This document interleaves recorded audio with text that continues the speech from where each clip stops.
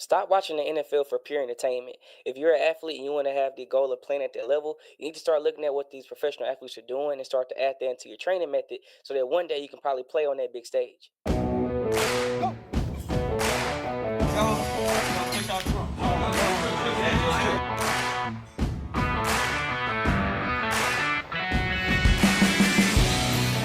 What's up, guys? I'm Coach Tim Crossley Jr., and I'm the head owner of NCAA Sports Training located in Arlington, Texas, to where we help our athletes get faster, stronger, and more agile.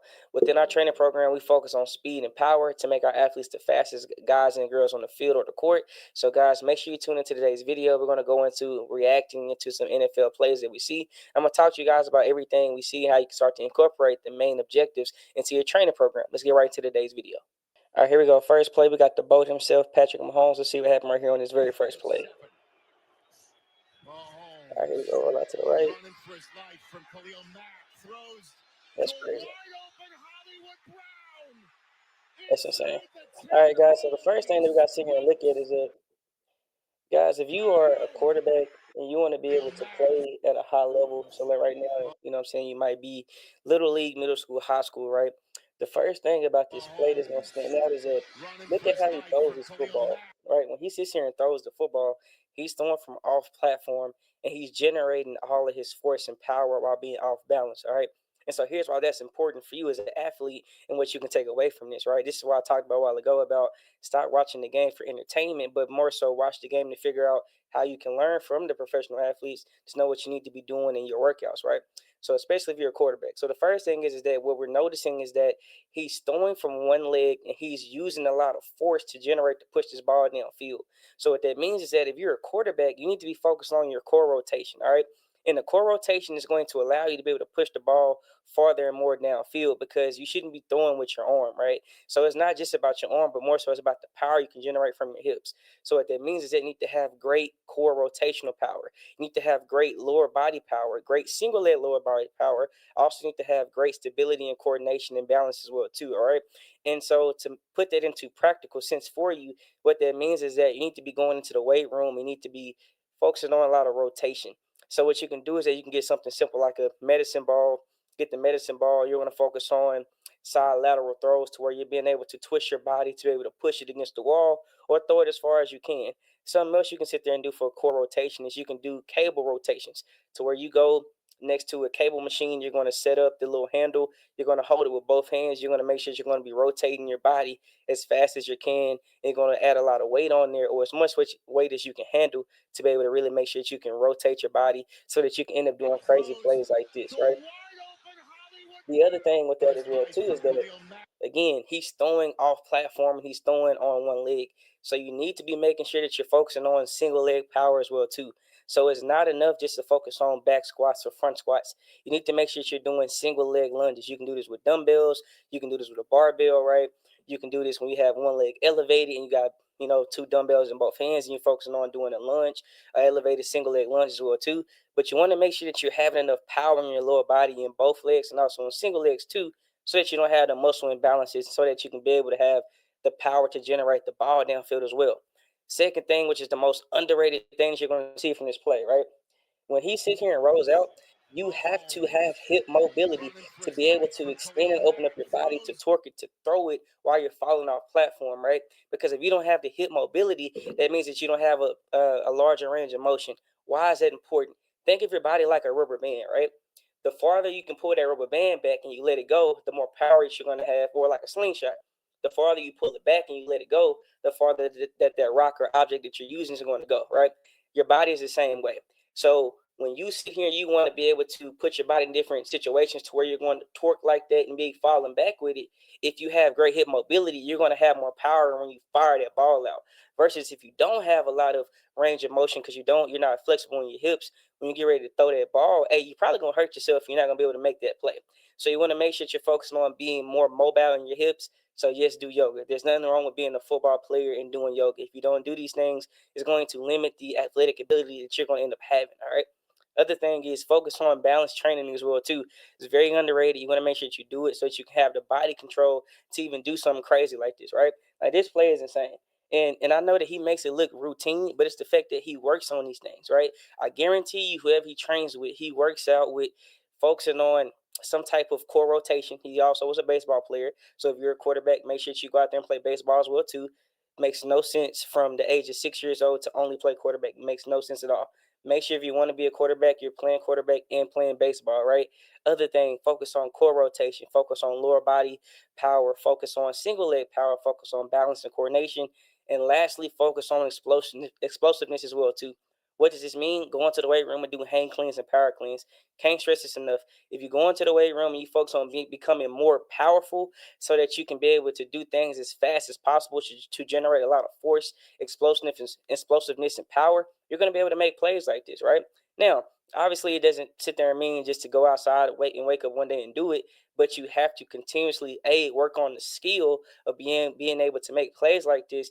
But if Patrick Mahomes didn't have the foundation as an athlete, he couldn't make these type of plays, all right? So you want to make sure that you're doing these things and you're not cutting corners. Because I'm telling you right here and now, if you want to become a better football player, start off with becoming a better athlete. Here we go. Hey, the next play is going to get focused on B-Rob right here. Second down at 5, fake to Robinson.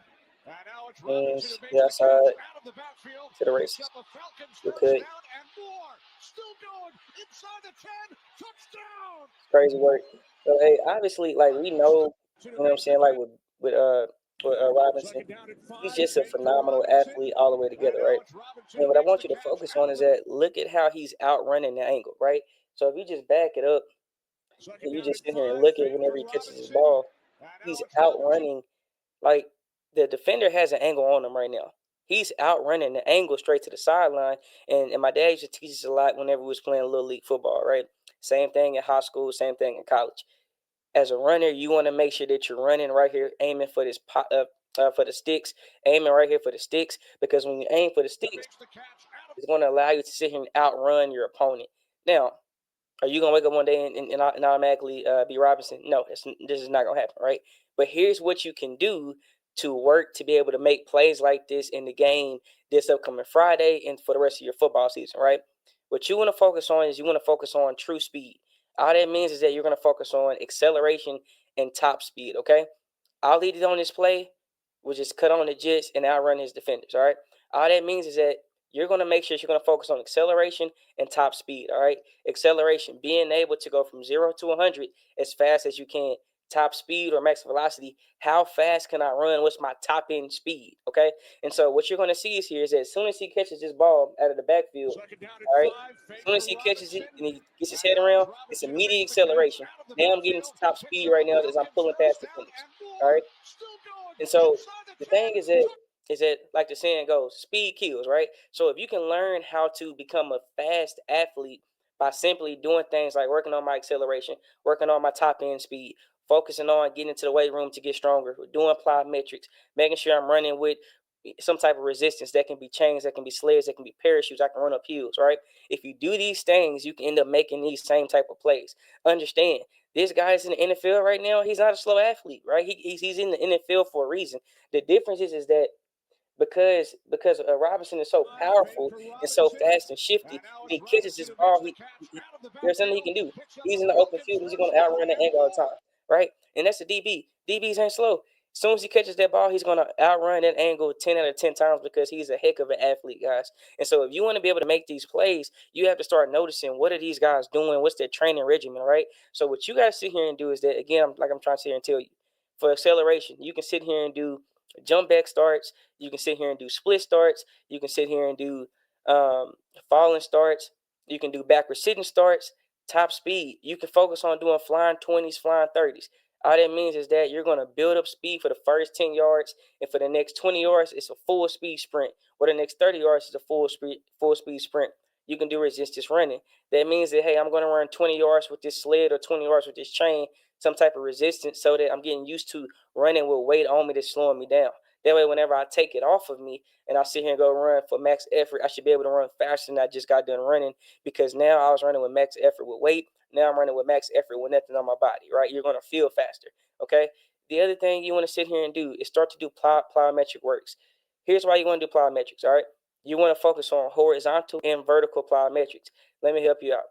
Acceleration is all about horizontal power, okay? Because you're pushing out straight ahead, all right, versus top end speed is all about vertical power, because now your shin angles are different.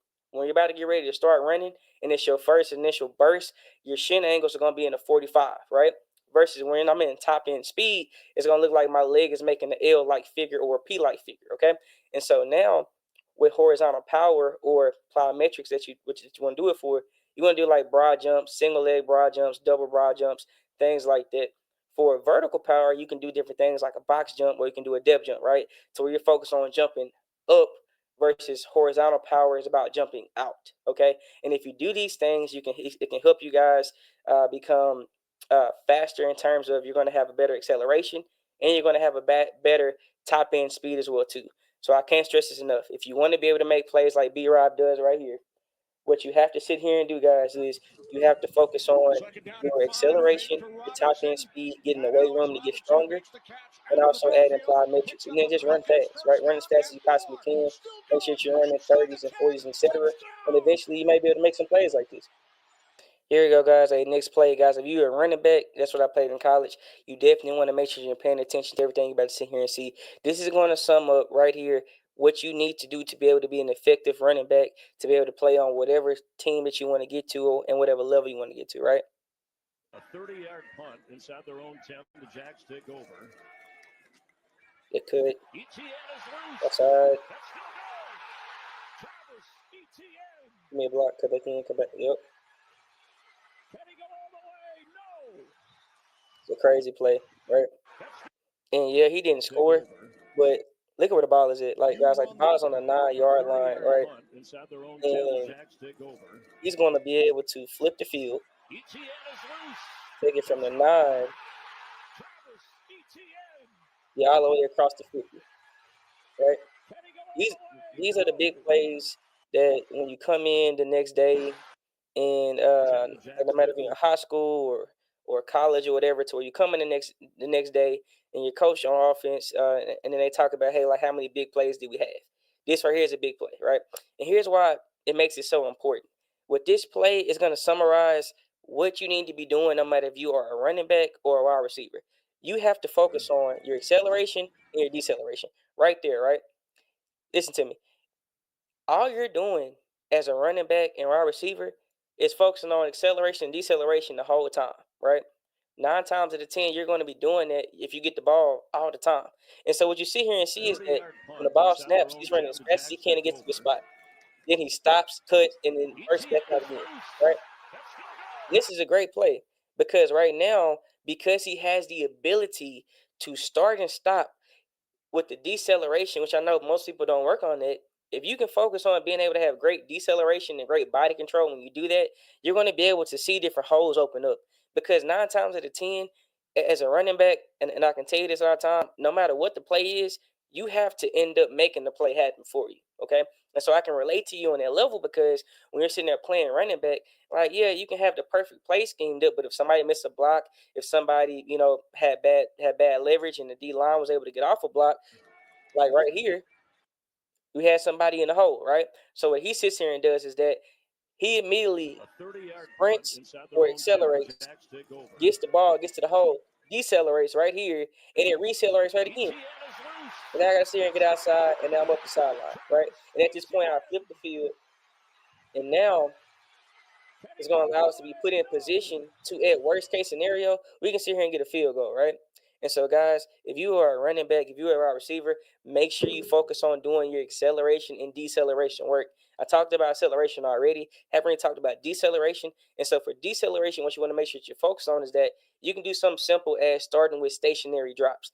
All these things is that you're going to run in place, and then as soon as you say stop in your own head, you can have like a 5-second timer go off or whatever, or somebody can tell you stop.